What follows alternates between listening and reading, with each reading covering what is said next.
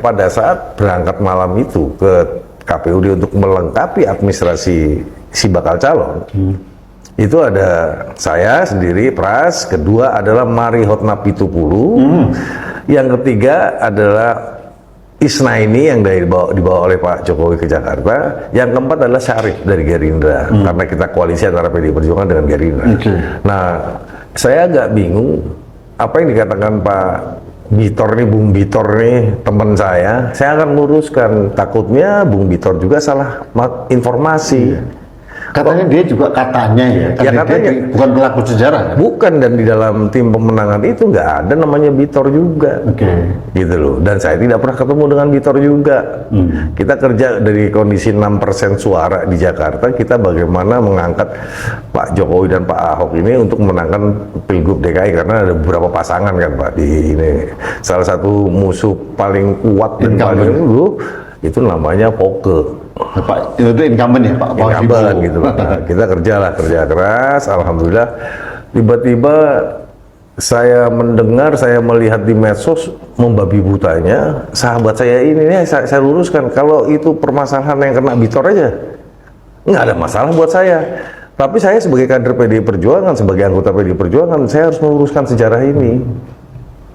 Artinya tidak benar ya? Nggak benar semua, ini nggak benar semua. Nggak benar semua. Dan saya pernah menelpon Bitor, bos, informasi lu dari mana yang benar, yang mendaftarkan itu nggak ada yang namanya Denny Iskandar, tidak ada yang namanya Indra Kramadipa, tidak ada yang namanya Widodo, yang ada saya nyebut Pras. Terus Mari Hotna Pitupulu sebagai kepala sekretariat tim pemenangan, yang punya anak gue namanya Denny Iskandar. Terus Isnaini dari Solo dan Syarif itu.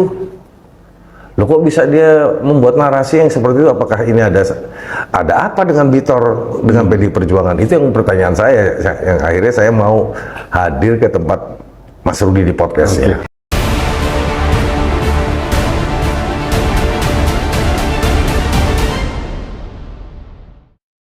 Ex di desa Paiman Raharjo, katanya pemilik kos di Pasar Pramuka, pemilik kios percetakan, ex wakil menteri desa, salah satu pemilik kios di Pasar Pramuka. Menurut keterangan Petro Suryadi, 10 dokumen dipalsukan, mulai dari surat nikah, ijazah, keterangan sehat, keterangan bebas narkoba, tes intelijensia, katanya dibuat oleh tim Solo bekerjasama dengan tim Jakarta untuk dokumen pencalonan Gubernur DKI Jakarta Joko Widodo pasangan dengan Ahok. Bang Bitor, apakah fakta-fakta ini juga sudah, atau mungkin bukti yang Anda kantongi ya, ini juga sudah diberikan begitu kepada pihak kepolisian, dalam hal ini yang menangannya adalah Barreskrim? Saya nggak ada urusan dengan polisi. Saya berurusan dengan sesama kader partai. Mereka yang terlibat di awal pertemuan dengan tim Solo. Siapa orangnya, di mana tempatnya, saya uraikan. Saya nggak ada urusan dengan polisi. Ini kan urusan bagaimana saya menginvestigasi, menjelajahi jejak langkah, bagaimana terbentuknya dokumen itu. Baik, Bang. Oke, masih investigasi ternyata, tapi sudah menuduh langsung. Gokil nih orang, parah tuh. Tapi kan kalau kita ketahui ini kan proses mengenai polemik ijazah Pak Jokowi ini saat ini sedang bergulir. Tentunya banyak pihak yang kemudian dimintai bukti yang berkaitan juga dengan adanya kasus ini begitu. Apakah Anda juga bisa memberikan bukti-bukti tersebut mungkin sebagai pendukung kepada pihak kepolisian, dan jika ada ini apa yang nantinya akan Saya pikir lebih baik kita mengejar si Paimannya, karena Paiman ini seorang profesor. Dia lama berbuka usaha di tempat itu, dan dia jadi kepentingannya Jokowi karena dia ketua relawan si dulur Jokowi, sehingga loloslah ini di KPU. Nah, soal itu nanti bagaimana ya kita akan melihat itu. Jadi hal yang seperti ini lebih baiknya tanya sama Mas Royso ya. Assalamualaikum warahmatullahi wabarakatuh.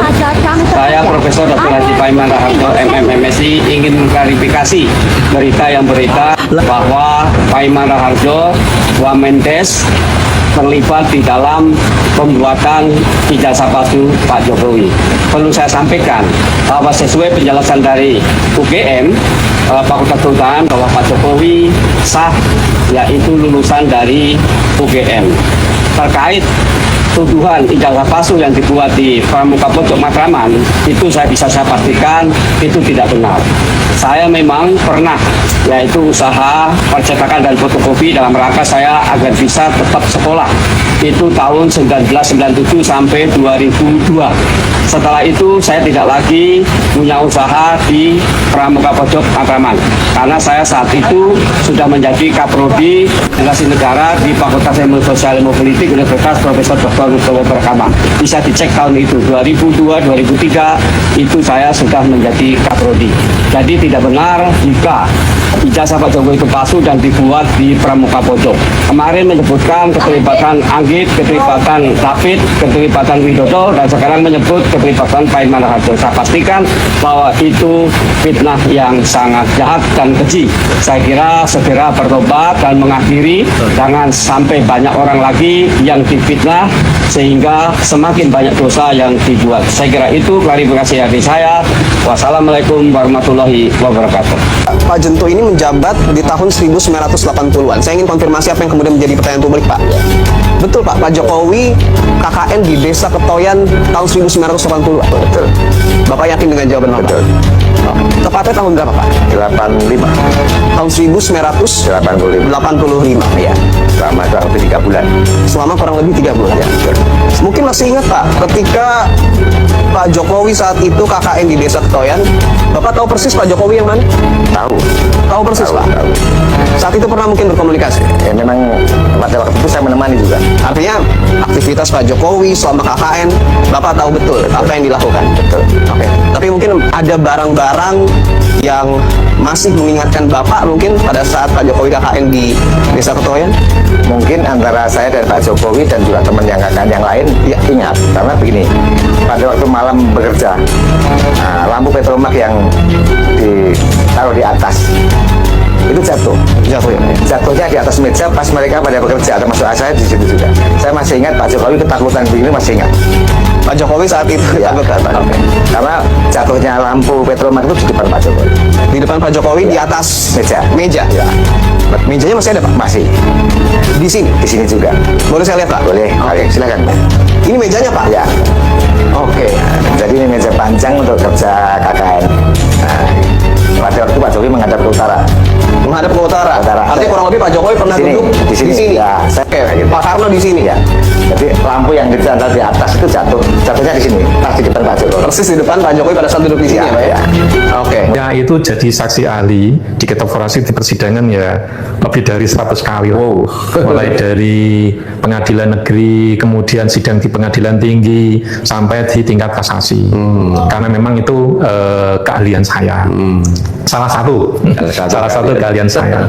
Jadi di sidang kebetulan itu dari 2012 saya itu menang terus, guys. Wah, alhamdulillah. Nah, di sini kemarin saya memang pada waktu pertama tayang itu kan sempat banyak dikritik oleh para netizen. Ya. Tapi ya saya memaklumi dan saya tidak masalah karena itu adalah cara Allah untuk meninggikan saya. Termasuk honornya mungkin. Berpositif aja. Kemudian tadi yang ditanyakan oleh Pak Is tentang pengalaman saya memang dari 2012 itu sudah sering menjadi saksi ahli di pengadilan negeri sampai tingkat kasasi, dan itu sudah di mana-mana, Pak Is. Mulai dari Semarang, Jakarta, Surabaya, Lombok dan seterusnya. Alhamdulillah. Sudah nganulah kalau di Indonesia. Bahkan saya itu pernah menjadi saksi ahli digital forensik dengan tersangka dari Singapura. Kalau melihat sesuatu yang dianggap palsu atau apa-apa, itu yang boleh laporan kan cuma 2. Apalagi kalau misalkan ijazah, ini saya langsung ke mahkamah aja ya. Misalkan ijazah. Kalau misalkan ada dugaan sebuah ijazah itu palsu, itu yang bisa laporan itu kan 2. Pertama itu perguruan tinggi yang mengeluarkan. Kedua adalah pengguna. Kalau misalkan ijazah itu digunakan oleh seseorang untuk melamar kerja dan diterima kerja, maka nanti yang menjadi pengguna adalah pemberi kerja. Karena pemberi kerja kan pasti memberikan dia gaji sesuai dengan tingkatan ijazahnya. Nah, misalkan ini dari pihak pengguna perusahaan misalkan dia mencurigai bahwa ijazahnya palsu, gitu ya. Yang dilakukan pertama, kalau memang itu berupa data digital yang dikumpulkan, Kan sekarang itu yang dikumpulkan kan bisa fotokopi ijazah, bisa data sudah scanan atau digital, kan gitu, hasil scan atau digital. Nah, kalau berubah hasil digital, nanti memang ketika dia harus mau tidak mau harus lapor ke penyidik, kepolisian. Nah, nanti setelah ke polisi, nanti kepolisian setelah menyampaikan apa itu dari pelapor menyampaikan semuanya, perlu diuji forensik. Nah, itu uji forensik ini untuk menguji barang bukti yang dibawa oleh pelapor. Oh gitu. Nah, setelah polisi nanti, jadi yang boleh kelak itu ya kepolisian. Jadi kepolisian membawa barang bukti itu diuji di lab. Dan nanti lab mengatakan, oke, ini orisinil. Gitu, Pak Ayus bilang orisinil. Nah, kalau sudah dari lab bilang orisinil, nah nanti selanjutnya nanti dari kepolisian akan menuju ke kampus yang menerbitkan ijazah.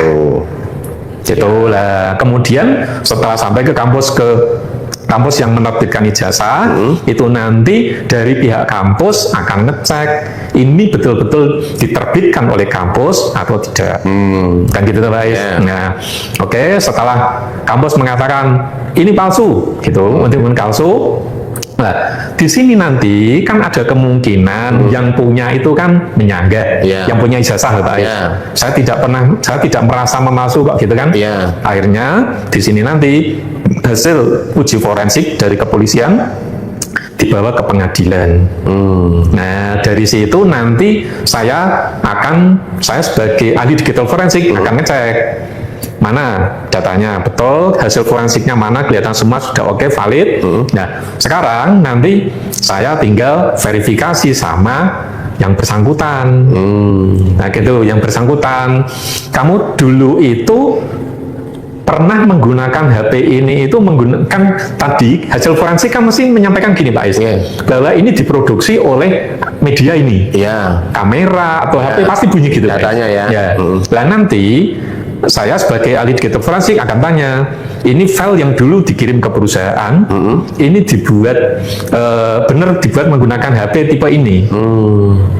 Ternyata bisa jadi dia bilang, ya saya itu dapatnya sudah jadi semakin bingung, lucu, geli, dan jengkel gitu loh. Ini orang-orang ini nggak punya kerjaan lagi rupanya gitu loh. Hanya mengejar tentang masalah itu, jadi kelihatan sekali itu sudah tendensius gitu loh.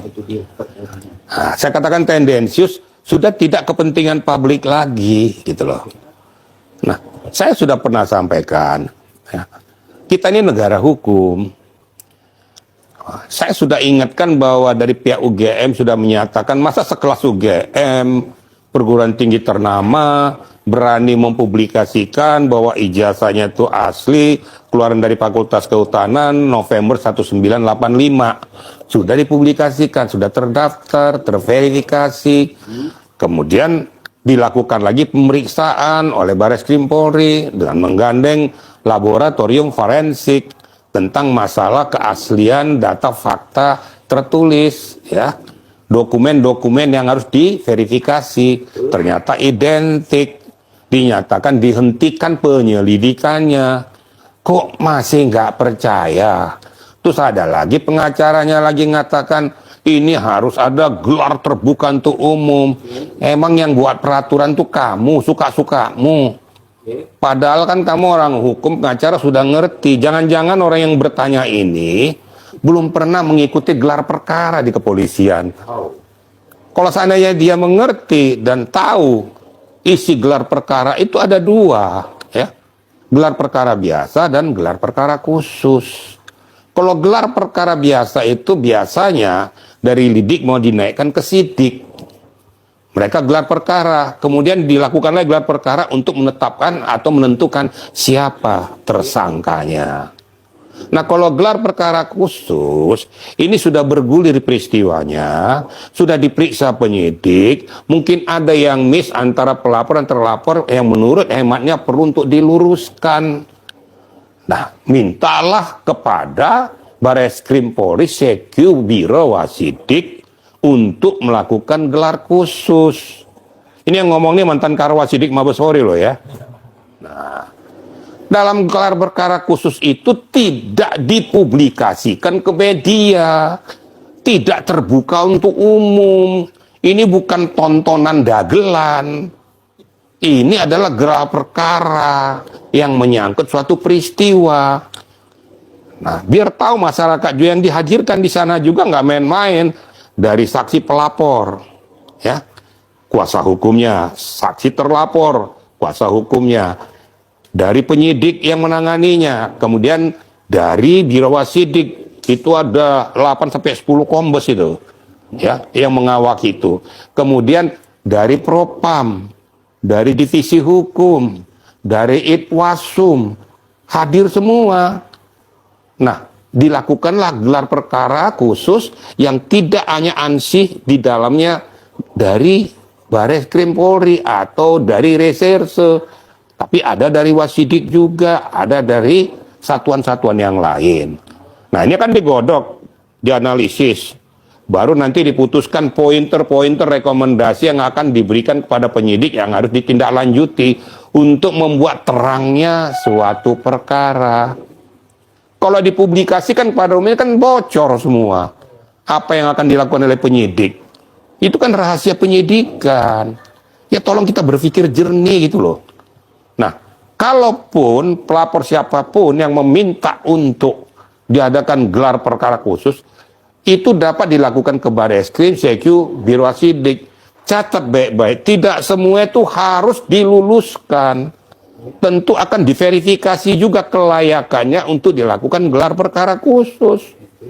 Kalau nggak layak karena sudah ternyata hasil verifikasi mereka, ternyata ini tidak cukup untuk bikin gelar perkara khusus, masa harus dilanjutkan? Ya numpuk itu di Bareskrim, itu numpuk semuanya, berjuta-juta laporan nanti.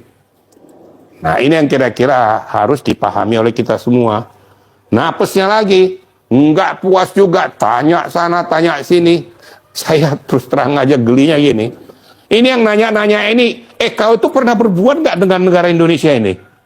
Kok ribut banget kamu tuh, kok tendensi sekali gitu loh. Nggak pernah berbuat apa-apa, ributnya setengah mati. Seolah-olah kok kayak pahlawan kesiangan mencari popularitas murahan. Terus kalau seandainya kau lakukan ini apa? Mewakili siapa? Kok masyarakat? Masyarakat yang mana? Masyarakat udah banyak muak dengan peristiwa ini. Masih banyak hal-hal yang penting harus dilakukan di negara ini. Kok itu melulu, kok nggak puas terus? Makanya pernah saya katakan, kalau ente nggak puas, kau pindah ke negara lain, minta perlindungan ke Australia, ke Malaysia, Singapura, di sana aja kau laporkan. Karena sudah nggak percaya lagi dengan barikade hukum yang ada di Indonesia.